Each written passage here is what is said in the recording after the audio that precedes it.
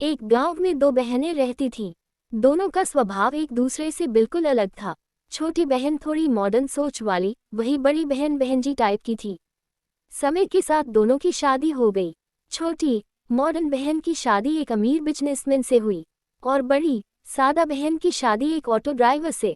एक दिन छोटी बहन अपनी बड़ी बहन के घर आई। जैसे ही वह घर में घुसी, उसका चेहरा बिगड़ गया। वह चारों तरफ देखने लगी और तानों में बोलने लगी, दीदी, आप ऐसे घर में कैसे रह लेती हो। बड़ी बहन चुप रही। जाते जाते छोटी बहन ने अपनी एनिवर्सरी पार्टी का कार्ड दिया और ताना मारते हुए बोली, दीदी, पार्टी में जरा अच्छे कपड़े पहन कर आइएगा, ठीक है। पार्टी के दिन बड़ी बहन ने अपनी सबसे महंगी साड़ी पहनी।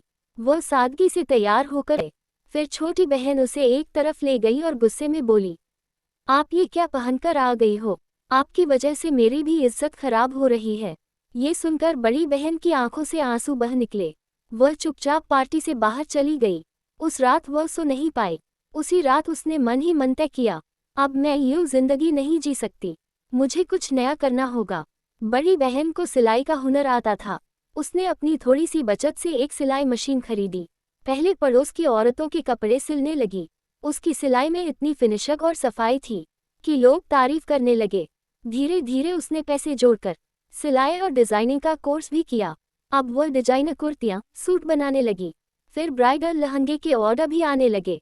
एक कमरे से शुरू हुआ काम अब एक सिलाई सेंटर बन गया। वह दूसरी औरतों को सिलाई सिखाने लगी।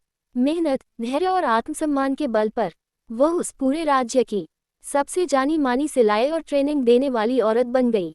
एक दिन उसे प्रेस कॉन्फ्रेंस में बुलाया गया। जब उससे सफलता का राज पूछा गया तो उसने मुस्कुराकर कहा, इस सफलता का पूरा श्रेय मेरी बहन को जाता है।